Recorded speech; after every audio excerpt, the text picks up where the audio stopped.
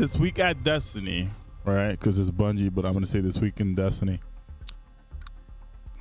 2/18/2021.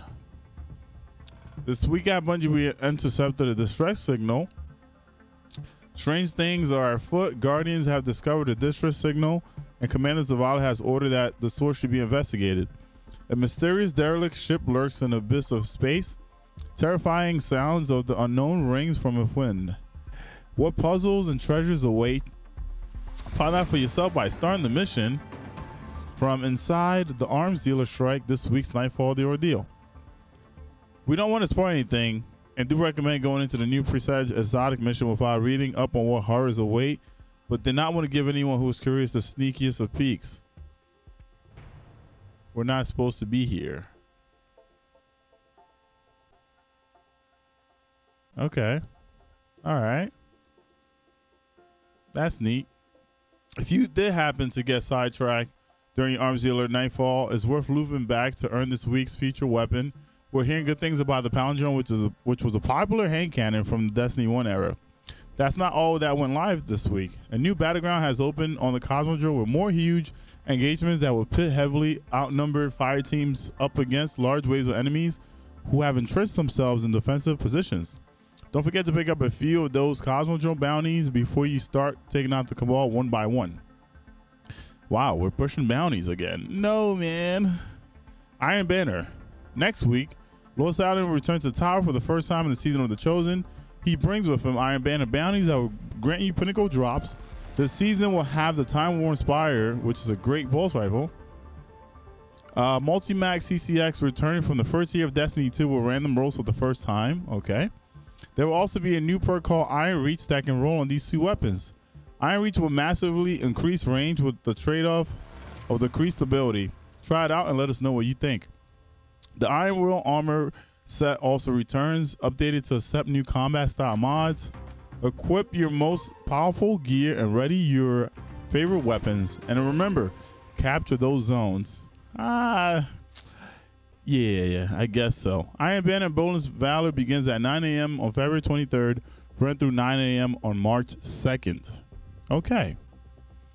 PSR is hunted in space. It's time to turn things over to the experts on our player support team who are tracking down any known issues and when the fixes are going live. This is their report. Presage Pinnacle. We're currently investigating an issue causing the Pinnacle reward for Presage to drop as a powerful reward instead. This issue will be resolved in a future update. Help Center migration. Earlier today, February 18th, all content guides, error code articles, troubleshooting pages, and other Help Center content previously hosted on Bungie.net was migrated into a new service. The Help Center URL is help.bungie.net, and old links to existing help articles should continue to work and will redirect to the new Help Center URLs. This new version of the Help Center has some player-facing navigational and visual upgrades, but will otherwise contain the same support content in all of our currently supported languages on Bungie.net. This migration will not affect the hashtag help forum. Migrating the Help Center is complex task, and we thank all of the teams that have helped us, especially the Bungie.net and localization teams. If you notice any broken links, untranslated sections, excluding contact forms or other oddities or issues while using the new Help Center site, please report them to our companion forum. Last week, the following exotic ornament were removed from the Everest store due to an issue causing them to display the incorrect exotic armament piece that they applied to. The Titan 14 Amnesis ornament for the Helmet Saint 14, the Warlock Caduceus ornament for Ophidian Aspects, and the Hunter Mental Remembrance ornament for Shinobu's Vow. We're currently working on providing silver refunds to those players who purchased these ornaments the season of the Chosen and were affected by the issue. We'll provide more information when it becomes available. Bright Dust Challenge rewards. We're currently investigating an issue resulting in some players to not receive their Bright Dust rewards for completing the weekly challenges for Gambit, Crucible, and Vanguard. Players affected by this issue will be granted the Bright Dust they should have earned in a future update. Known issues. Okay, here we go. Several new items are missing lore tabs. Players may experience crashing the Jestum of Saturn, Archer's Line, and EDZ Outskirts. The Chosen Destruction Focus Umbral cannot be used to focus Umbral engrams once completed. I think that's the rocket launcher one, right? The Anti-Barrier Scout Rifle mod behaves inconsistently with certain scout rifles. Players benefiting modifiers in the Battleground play, so not granting correct bonuses. Tycoon's Divination Catalyst quest does not progress with explosion kills from the weapon. There's no indication on the weekly challenge available at the helm. Players may receive an online privileges pop-up if they attempt to load into the Battlegrounds Hellstone with a fireteam member who has not yet completed a Beyond Light introductory mission. Players are not able to reset their Val and Infamy ranks a limited number of times. The Good Company Gilded Triumph may not count progress if players are killed. The doors in the Hollow Lair strike sometimes doesn't open, resulting in players having to abort the strike. For a full list of emergent issues in Destiny 2, players can review our known issues article. Players who observe other issues should report them on our help forum. Movie of the week, A Guardian's Journey. Okay. How to Save a Flawless Run. Alrighty. Okay, I see that right there. Void, Yeet, and Greet. Art of the week, Enemy Has Invaded. Yeah. Chocolace is a great artist. Pretty freaking neat, so that's freaking awesome to see. Art of the week, Void Team Commission. Is that a Nova Bomb and the Titan with a bubble? That's cool. It's a short Twab this week, but you have battlegrounds to conquer and spooky ships to explore. So I didn't want to take up any more of your time. We're glad to see you're enjoying Season of the Chosen so far. And there's definitely more coming. Next week, the last Battleground will go live on Nessus, and the Salad Man himself will return to the tower. As always, please keep the feedback coming. It's invaluable to hear all the things you're enjoying about this season, so we can lean into creating more of them in the future, as well as the things you dislike so we can improve on them as well. Now go solve a mystery in the dead of space, but when you board that ship, whatever you do, don't let your light go out. Have fun, be brave, Cosmo. Okay. Now, there was also another thing here that I wanted to read. All right. This week it says Bungie prepares for future growth in 2021. Bungie prepares for future growth in 2021 with studio expansion, key talent investments, and new board members.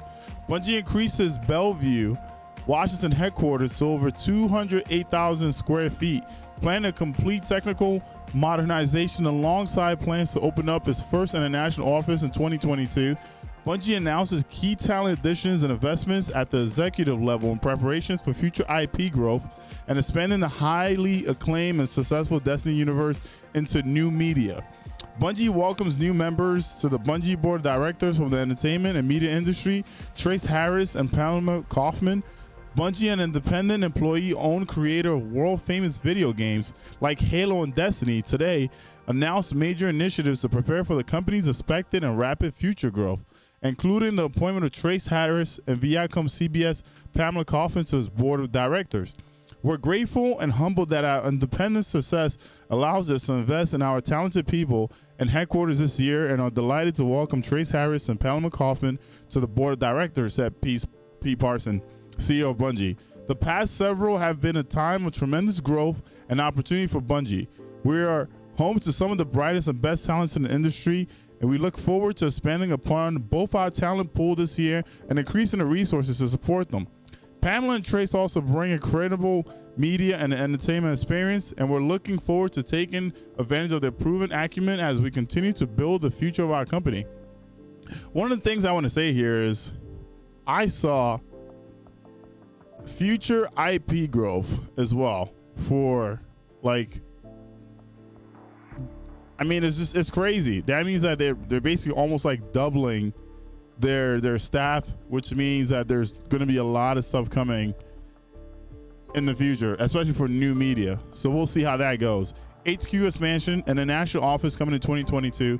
In January, as part of his ongoing plan for sustainable growth, Bungie broke ground on an extensive expansion and redesign of its worldwide headquarters, estimated to be complete in fall 2022. This project would increase Bungie's HQ footprint from 84,000 square feet to more than 208,000 square feet, in addition to building state-of-the-art facilities to support the growth and development of their talented employees. One of the primary drivers of Bungie expansion is to increase the commitment to the long-term development of Destiny 2. All right, it seems like they're invested. We'll see how this goes. Tell new stories in the Destiny universe, create entirely new worlds in to be announced IPs. This is pretty wild. The new facility will include a reimagining of its Bellevue, Washington-based studio space to support multiple project teams, including those outside of the Destiny universe. Because I know a lot of people talked about they're going to be working on other games.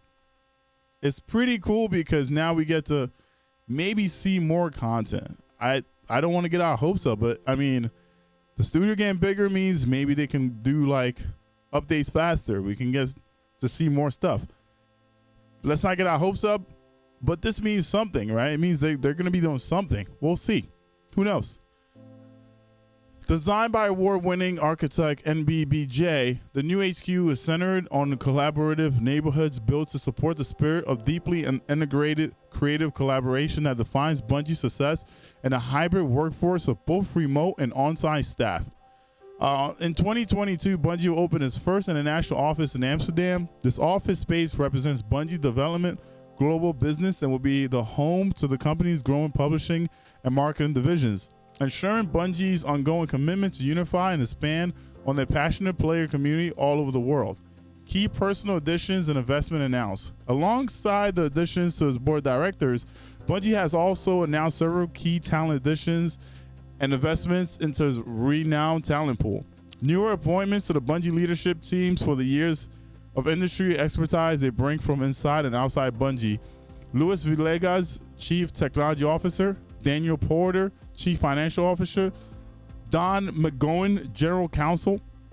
To expand the Destiny IP and bring new stories and experience to the highly engaged community, Bungie appointed Mark Noseworthy, Vice President, Destiny Universe, and Luke Smith, Executive Creative Director, Destiny Universe, to oversee and prepare for the expansion of the Destiny Universe into additional media. Justin Truman, General Manager, Destiny 2, takes over the successful development leadership of Destiny 2.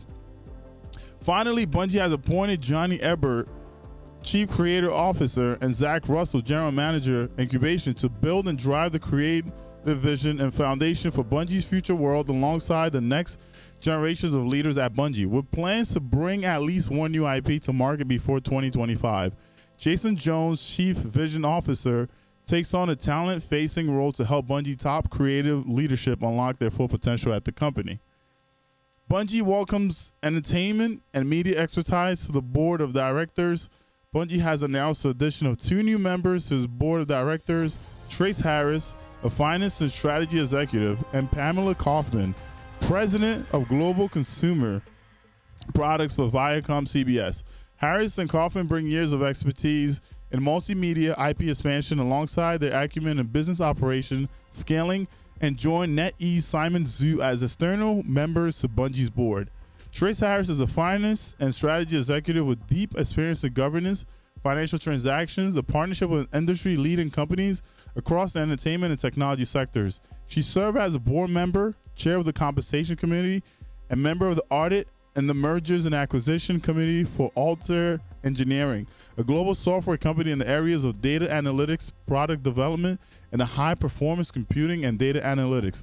Harris' professional experience includes 13 years with global entertainment company Vivendi, most recently as a senior U.S. executive for strategy, finance, and M&A. Pamela Kaufman is president, Viacom CBS Global Consumer Product, overseeing the worldwide licenses and merchandising of Viacom CBS portfolio of brands spanning Nickelodeon, MTV, Comedy Central, BET, CBS, Showtime, and Paramount Pictures, and iconic franchise properties. Kaufman previously served as the president of Consumer Products and Chief Marketing Officer for Nickelodeon. Bungie's board of leaders is chaired by Pete Parsons. The board offers guidance and information to Bungie's leadership team in support of Bungie's mission to create hopeful worlds that inspire passionate players, communities, and lifelong friends. All right, so that was it for this week. We read the TWAB. We also read, some of the internal changes and stuff that's happening at Bungie. I hope for the best in the future. It seems like they want the world to grow. They want Destiny 2 to be a better thing. So we'll see how it goes. Thank you for watching this week's video.